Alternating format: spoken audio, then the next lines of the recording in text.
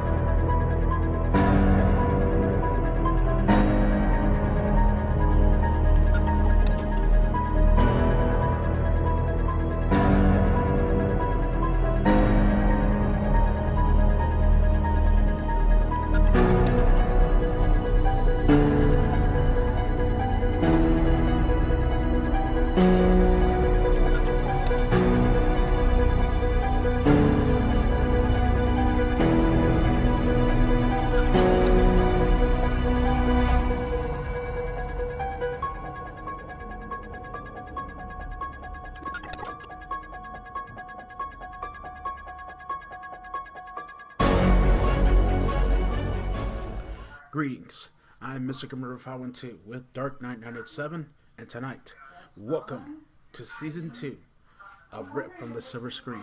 Tonight, we go back to 1990 and review the 1990 classic Darkman. Now, this film was directed by the legendary Sam Raimi. This film was also written by Sam Raimi.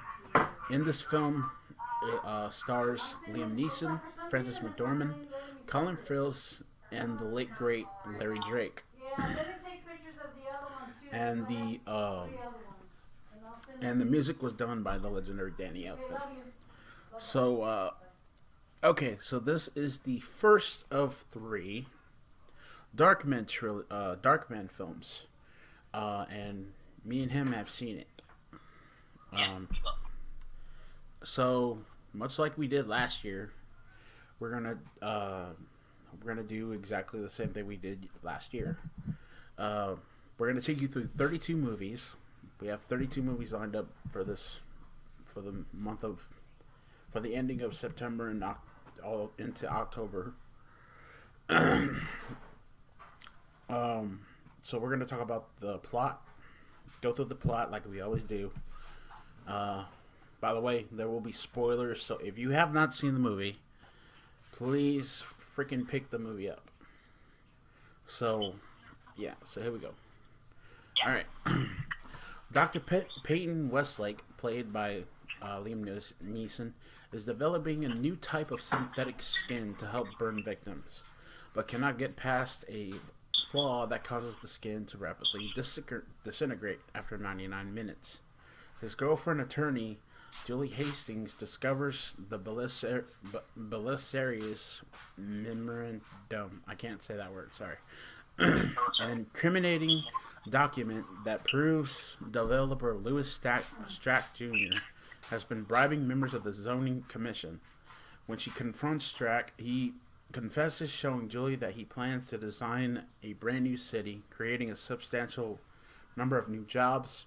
He warns Julie that mobster Robert Durant also wants the document. We'll talk about his ass here in a little while.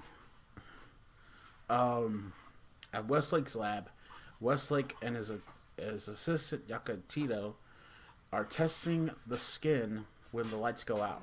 The synthetic skin is stable after 100 minutes. Westlake deduces the skin is photosensitive.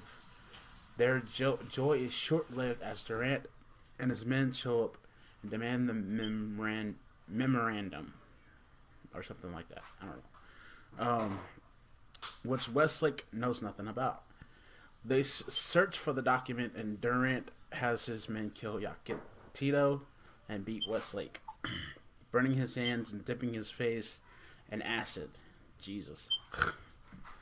After finding the document, they rig the lab to explode. It does so as Julie watches. The blast throws a hideously burned Westlake through the roof and into the river. As a John Doe, he is brought to a hospital and subjected to a radical treatment which cuts the nerves of the spinothalamic tract. Sorry. Physical pain is no longer felt at the cost of tactile sensation. This loss of sensory input gives him enhanced strength due to adrenal overload and keeps his injuries from incapacitating him, but also mentally destabilizes him. Believed dead by Julie, Westlake reestablishes his lab in a condemned building and begins a long process of digitizing. I can't say the word. Crap. Digitization to create a mask of his original face. Westlake uses the time to plot revenge against Durant and his men. He kills Durant's henchman Rick after forcing to reveal the identities of the other men. Then studies them to subdue and impersonate them, having a talent of impressionism. When his face mask is complete, Westlake manages to convince Julie that he was in a coma rather than dead. He mentions that he is aware of Julie seeing Strack after his supposed death. She responds that Strack only comforted her, keeping his disfigurement from her. Westlake instead probes whether or not she would accept him, regardless of his appearance. Westlake sows dissension and confusion among Durant's henchmen by assuming their identities. On a date at a carnival with Julie, an altercation causes Westlake to lose his temper, revealing to Julie that something is wrong with him. No shit. He flees as his face begins to melt, and she follows him. Discovering this discarded mask, she calls to Peyton that she still loves him regardless. Julie tells Strack she can no longer see him before discovering the stolen memorandum on his desk. Hey, I said it right. Cool. Confirming he was collaborating with Durant the entire time. She reveals Westlake is still alive, but Strack tells her as long as he has the memorandum, no chain charges can be filed. Excuse me. When Julie leaves, Durant enters and is told to capture Julie and kill Westlake. Durant intercepts Julie, kidnapping her before attacking Westlake's lair. Two of his men enter the lab to locate and kill Westlake, but are outmaneuvered and eliminated. Durant flees in a helicopter with Westlake dangling from an attached cable. When he uses to crash the helicopter, impersonating Durant, Westlake meets up with Strack and a captive Julie at the top of an unfinished building. Did you see them? Westlake's ruse is broken by Strack and they fight. Westlake eventually gains the upper hand and dangles Strack up by his ankle in the air. Strack says that killing him would not be something he could live with. Westlake drops Strack, remarking, "I'm learning to live with a lot of things." Julie tries to convince Westlake that he can still return to his old life. But he tells her he has changed on the inside as well and cannot subject anyone to his new vicious nature. He rushes from Julie as they exit an elevator, pulling on a mask and running into the crowd of pedestrians. As Julie unsuccessfully searches for him, Westlake watches her for a few moments before turning and walking away. Narrating, I am everyone and no one, everywhere, nowhere. Call me Darkman. Thus ending, thus ending the first Darkman movie. Now here's the thing. Now I want to get into a cameo that was made. Yeah, let's talk about this. Oh, I know you were going to know that was. Didn't they have to do with my favorite character, the term Hail the King, maybe? Ring a bell? Yeah, Bruce Campbell makes a cameo in the movie. And it's freaking awesome. So. And, you know, he did the work with Henry for Evil Dead, so that kind of ties together. Yeah. So, so I want to talk about something. Yeah, that's what Cameron said earlier. This movie was generally received well by critics and performed well, but people still seem to think that this movie was stupid. Yeah. Why? Anyway, I just thought I sent you that so you can what I don't understand is that why people seem to think that this movie was dumb. I didn't think the movie was dumb at all. I thought that it was really good. Come on, man. It's a Sam Raimi movie. Like, I thought that Sam Raimi did really good with this film. And yeah, it says here it's he pays homage to the Universal horror films of the 1930s and stuff like that, which is completely what he does. But yeah, we're gonna get into the villain. I want to talk about the villain, Durant. Now, of course, you know. Don't worry, I'll get him to you. Hey, I was gonna ask you before I let you go. Now, of course, you know who plays him, the legendary late great Larry Drake. Now, last time this guy was on, the last time we talked about Larry Drake was when we did Dr. Giggles last year for season 1 for Ripped. But what did you think of Durant, dude? I want what did you think of that of Durant? What a real his character. I know I'm just saying that. His character was real great, dude. I want to say that right now. And he thought he could do everything, but oh no, we're not going to make sure that happens. But if for him to put the guy, put the poor guy's face in acid. Yeah, come on. Yeah. He was I thought Durant was a complete scumbag. He was a complete bastard. And with what he did, especially what he did to Westlake, you know what I mean, at the beginning of the movie. Well, toward the mid part, I think of the movie, but I think. What did you think of this? What did you think of the special effects involved in the movie? Oh my gosh, man! About how old the movie was, and all those special effects added to it. Then, I mean, and imagine also we have now. Maybe if that's really, really stand out, but in that movie, my gosh, I've never seen anything like it. I mean, yeah. This movie was made years ago. I mean, you're talking. Yeah, this was made in 1990. Yeah, 1990. And my gosh, you know.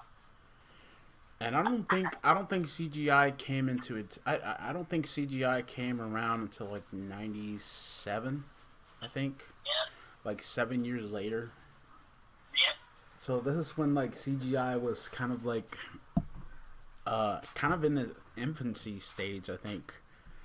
But yeah, okay. People talk that Liam Neeson's character was kind of overacting a little. What did you think of Liam? What did you think of Westlake, dude? In the movie. As you say, people say you overact. Well, Liam Neeson is a very skillful actor. Now I think he did very good Wesley. I think he did, I think he did a good Wesley in Darkman. Now I wouldn't say he overacted. I think he did a pretty good job to me. Because like I said, those of you who Liam Neeson from Taken and other action movies that you may have seen, Yeah. He's really good. And not telling that, that's just the way I see it. I don't think he'll forget it. He brought to the story of what Darkman, what this for the scientist, the average guy, a scientist trying to, make better for the world, and he gets roughed up by these monsters, and then his face gets messed up. He's just a simple scientist. And he brought that. He really brought to the story. So, that's shocking about it. Yeah, I thought that the first Darkman was really good, and I felt that. Go ahead, man. I'll be right back. You step out real quick, but go ahead. I'll let Randy talk real quick, so I'll be right back. All right. Well, anyway, like I was saying, I felt like the first Darkman was really good. I thought that it told a dark story. It told a really dark story, actually, about this doctor who has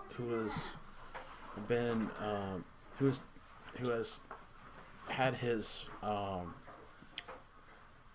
sanity taken away from him because of this mobster, because of what this mobster did to him. And I think that I think that Sam Raimi, especially what Sam Raimi did with the character, and stuff like that, I thought that the movie did exceptionally well.